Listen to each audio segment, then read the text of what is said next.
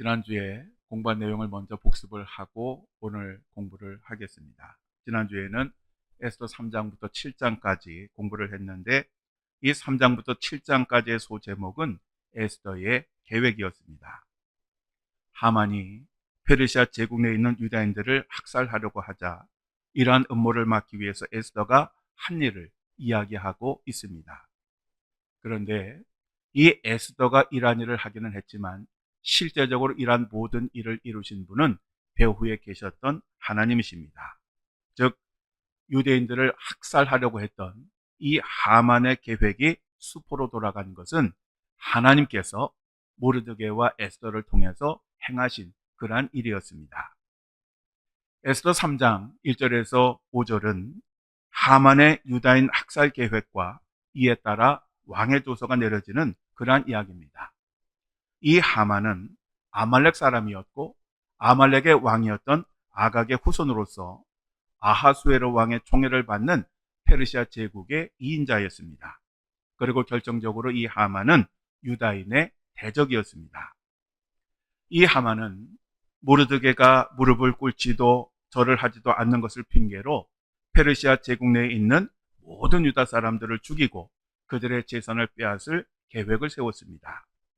왜냐하면 예전에 사울왕이 아말렉 족속을 격파하고 아각 왕을 생포한 적이 있는데 바로 이 하만은 모르드게를 핑계로 과거에 당했던 그 복수를 하려고 했던 것입니다.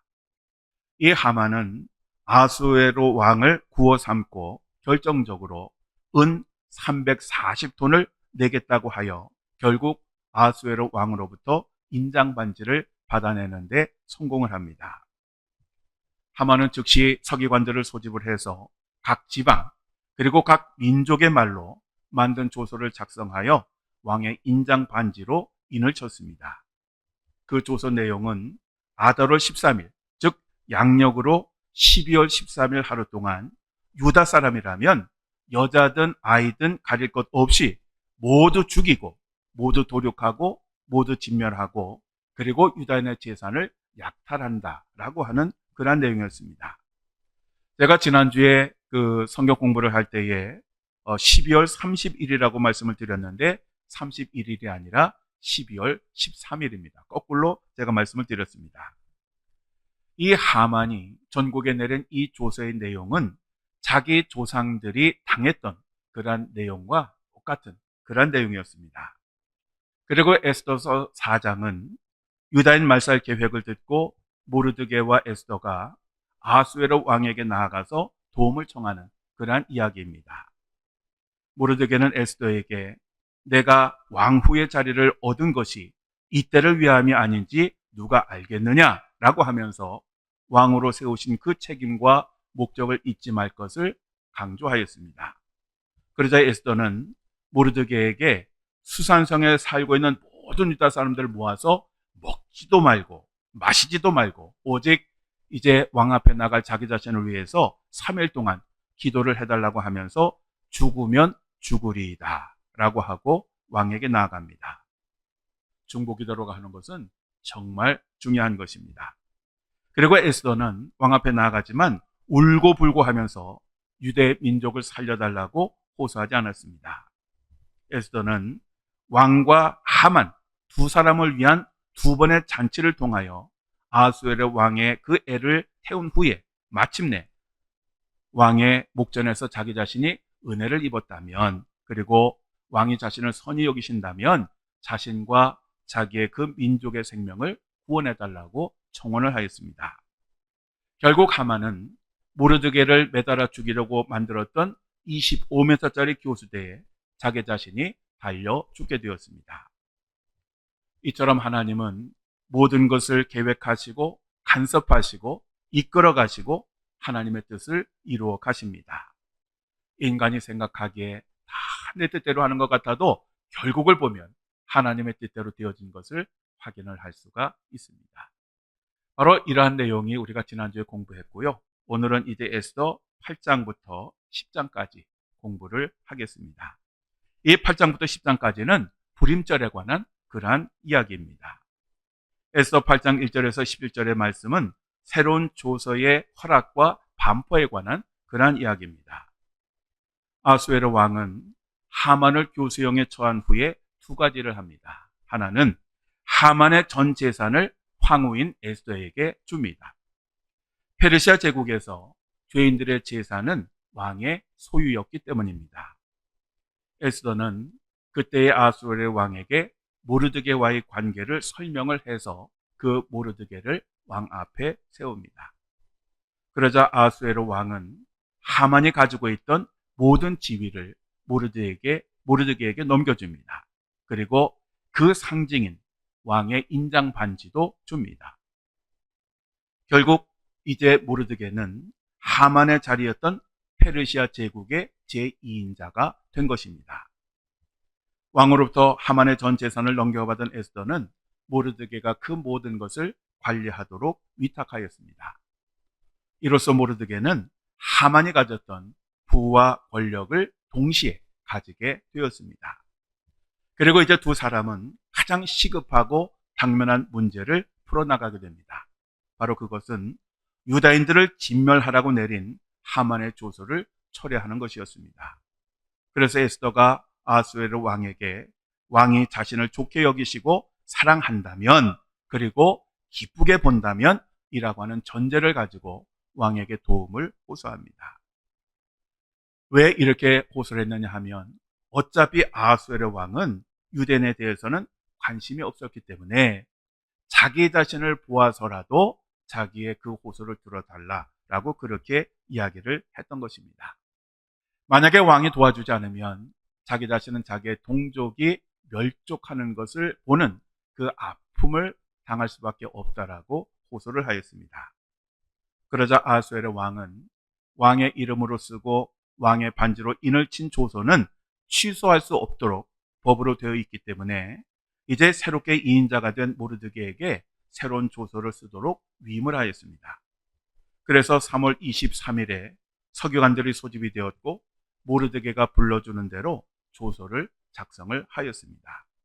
그리고 이 조서는 하만이 조서를 내린 지 70일 만에 각 지방과 민족과 유다 사람들의 언어로 기록이 되어 말을 탄 전령들에 의해서 긴급하게 전국에 배포가 되었습니다.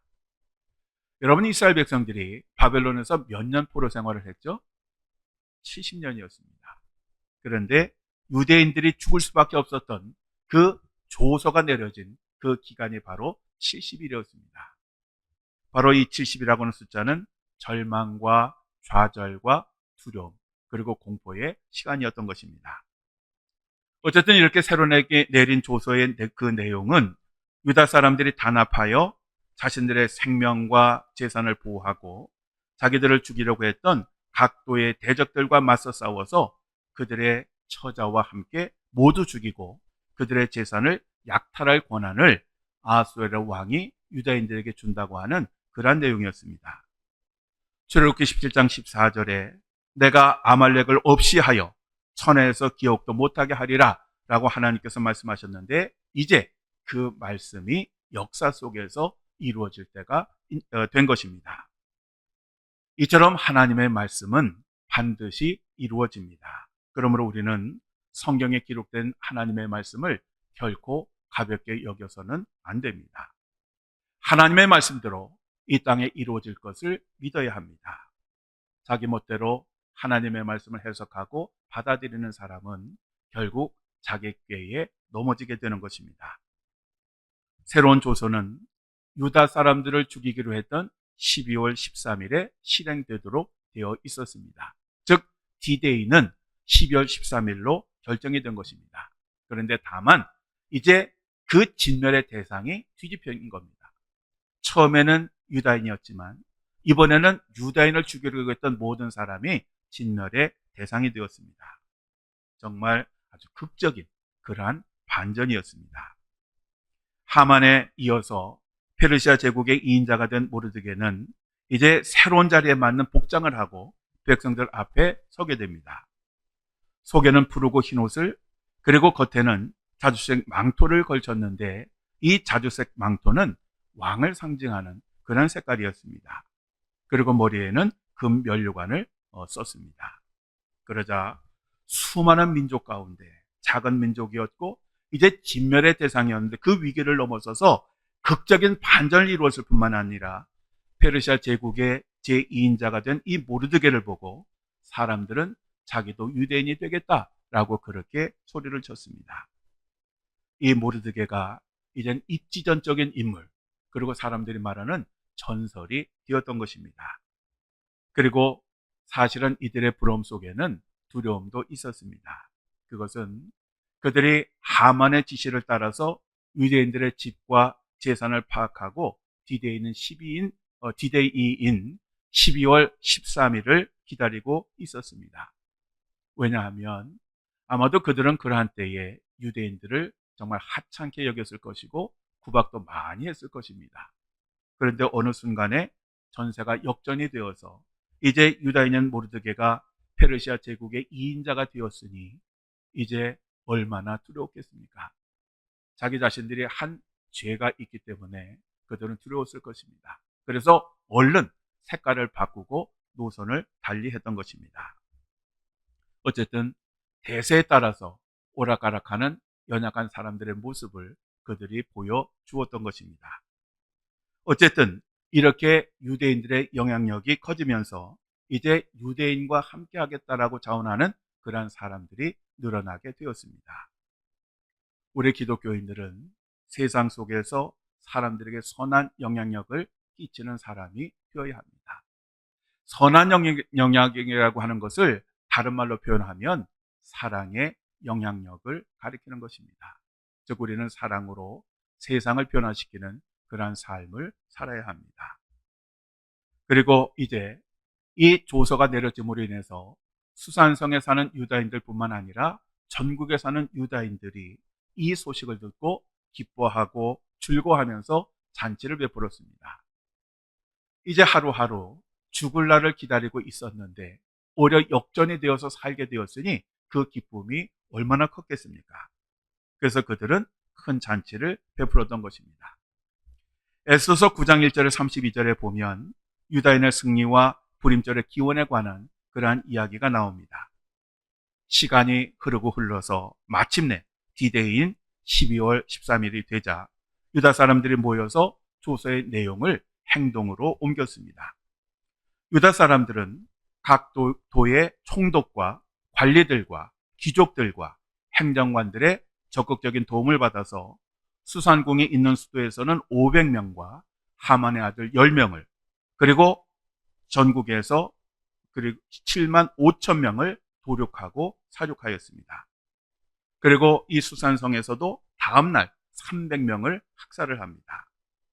이것은 조서에 기록된 내용처럼 스스로 생명을 보호하고 그날의 대적에게 원수를 갚게 하기 위함이었습니다. 그리고 이 모든 것은 합법적으로 이루어졌습니다. 유다인들이 이때 죽인 사람들은 하만을 추종하는 그러한 세력들이었습니다. 아마도 아말렉 족속과 그리고 이들의 빌부터 살던 그러한 사람들이었을 것입니다. 그리고 이들을 이렇게 아주 철저하게 어린 아이들까지 죽인 이유는 그냥 두면 화근이 될 것이었기 때문입니다. 그리고 수도권에서든 지방에서든 유대인들은 그 사람들을 학살하였지만 그들의 재산에는 손도 대지 않았습니다. 왜냐하면 재산에 대한 욕심 때문에 그들을 죽였다라고 하는 그러한 이야기를 듣지 않기 위해서였습니다. 사무엘상 15장에 보면 하나님은 사울 왕에게 아말렉 족속과 아각 왕과 그들의 모든 소유를 진멸하라고 명령을 하셨습니다. 그래서 사울 왕과 이스라엘 백성들이 이 아말렉 족속을 쳤는데 문제는 그들이 가진 가장 좋은 것에 대한 욕심 때문에 그 좋은 것들은 몰래 남겨놓고 하찮은 것들만 진멸을 하였습니다. 또 뿐만 아니라 아말렉 사람들도 하나님의 명령대로 완전히 진멸하지 않았습니다. 그래서 그 남겨둔 결과 훗날에 오히려 그들의 후손이었던 하만에게 전 유다인들이 전멸을 당할 그러한 위기에 빠지게 되었던 것입니다. 바로 이러한 것을 교훈 삼아 이번에 이스라엘 백성들은 아주 철저하게 이 아말렉 족속을 진멸하였고 그들의 재물에는 아예 손도 대지 않았던 것입니다. 한편 아수에로 왕은 에스더에게 또 다른 소원이 있느냐고 물었습니다. 사실 아하수에르 왕은 죽은 사람들에 대해서는 관심이 없었습니다. 다만 자기 자신이 사랑하고 아끼는 그 에스더 왕후에게 한 것에만 관심이 있었습니다. 그래서 자기 자신이 한 일을 자랑이라도 하듯이 에스더에게 더 원하는 소원이 없느냐고 물었던 것입니다. 그러자 에스더는 두 가지를 청원합니다. 하나는 수산성에서 하루만 더 원수들을 죽이게 해달라고 하는 것이고, 또 하나는 이미 죽은 하만의 아들들의 시신을 나무에 매달게 해달라고 하는 것이었습니다. 이 죽은 아들들의 시신을 나무에 매다는 것은 경고용입니다. 즉 유다인들을 대적하는 사람들은 이렇게 된다라고 하는 것을 보여주고자 했던 것입니다. 결국 하만의 자랑거리였던 10명의 아들들은 수치와 조롱거리가 되었던 것입니다. 그리고 지방에 사는 유대인들은 다음 날인 14일에, 즉 모든 원수들을 완전히 죽인 그 다음 날 하나님의 은혜로 살아난 것을 감사하고 기뻐하면서 큰 잔치를 베풀었습니다. 그런데 유대인들은 불임절을 12월 14일과 15일 이틀 동안 지킵니다. 그 이유는 수도권에서는 하만의 추종 세력 300명을 12월 14일에도 죽였기 때문입니다. 그래서 수도권에 있는 사람들은 14일이 아니라 15일에 잔치를 하였기 때문입니다. 이렇게 한 후에 모르드게와 에스더는 전국에 편지를 보내게 됩니다. 첫 번째 편지는 모르드게가 보냈는데 불임절의 의미를 설명하고 해마다 12월 14일과 15일에 불임절을 지키라 라고 하는 내용이었고, 두 번째 편지는 모르드게와 에스더가 함께 보낸 것이었는데 내용은 불임절 준수를 재확인하고 권위를 더하는 그러한 편지였습니다. 그래서 이때부터 유대인들은 하나님의 은혜로 구원받은 것에 감사를 하며 기쁨과 찬양의 축제를 벌이게 되었고 불임절을 지키게 되었던 것입니다. 12월 13일, 바로 이날은 하만이 제비를 뽑아서 유대인들을 진멸하기로 결정을 했던 바로 그런 날이었습니다. 그런데 이제는 전세가 역전이 되어서 그가 스스로 제비를 뽑아서 유대인들을 진멸하려고 했던 바로 그 날이 자신과 자신의 후손들이 전멸을 당하는 그러한 날이 되었던 것입니다. 사실 우리 인간들은 하룻밤 사이에 어떤 일이 일어날지 전혀 모르는 그러한 사람들입니다. 이사야 37장에 보면 아수르 제국이 위세당당하게 유다를 침공을 해서 모든 예루살렘을 제외한 그 성읍들을 다 점령을 하고 이제 마지막으로 이 예루살렘 성을 포위를 합니다. 그리고 나서 왕에게 항복을 요구합니다. 군사적으로는 도저히 이길 가능성이 없었습니다. 그러자 히스기야 왕은 자기 자신이 입고 있던 옷을 찢고 붉은 베옷을 입고 성전에 가서 눈물로 이렇게 기도합니다. 우리 하나님 여호와여, 이제 우리를 그의 손에서 구원하사 천하 만국이 주만이 여호와인 줄을 알게 하옵소서. 이러한 기도를 들으신 하나님이 하나님의 사자들을 보내셔서 하룻밤 사이에 아수르 군대 18만 5천 명을 치셨습니다. 다음날 아침에 봤더니 그 18만 5천 명이라고는 어마어마한 군사들이 죽어있는, 즉 시신만 있는 그러한 모습을 보게 됩니다. 에스더의 이야기나 아니면 하룻밤 사이에 이 아수르 군대 18만 5천 명을 진멸한 이 바로 이야기는 우리 하나님께서 역사를 어떻게 주관하시고 이끌어 가시는가 하는 것을 잘 보여주는 것입니다. 그리고 이제 이 불임절에 관한 이야기가 성경에 기록되었는데 이 불임의 진정한 축하는 종말에 이루어지게 됩니다. 왜냐하면 우리가 하나님 나라에 가기까지 이 세상에는 수많은 대적자들이 있고 그들이 믿는 사람들을 괴롭힐 것이기 때문입니다. 그래서 하나님을 믿는 사람들은 고통과 환난을 당하게 됩니다. 그렇지만 우리는 예수님의 말씀처럼 최후 승리를 거두게 될 것이고 하나님 나라에 들어가서 천국 잔치에 참여하게 될 것입니다. 요한계시록 2장 10절에 너는 장차 받을 고난을 두려워하지 말라. 볼지어다 마귀가 장차 너희 가운데에서 몇 사람을 옥에 던져 시험에 받게 하리니 너희가 10일 동안 환난을 받으리라. 내가 죽도록 충성하라. 그리하면 내가 생명의 면류관을 내게 주리라. 라고 말씀하고 있습니다. 하나님의 전능하신 손은 언제 어든지, 언제 어디서든지 우리와 늘 함께 하시는 것입니다. 할렐루야. 자, 그리고 에스더 10장 1절에서 3절 이제 마지막 부분은 아수에로 왕과 모르드게의 명성에 대한 그러한 이야기입니다.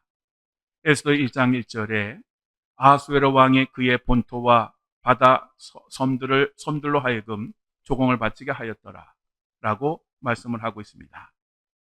이건 1장 1절에는 10장 1절입니다. 10장 1절에 이렇게 말씀하고 있는데, 이 아수에로 왕이 조공을 바치겠다라고 하는 말은 이 아수에로 왕이 직접 했다라고 하는 말이 아니고요.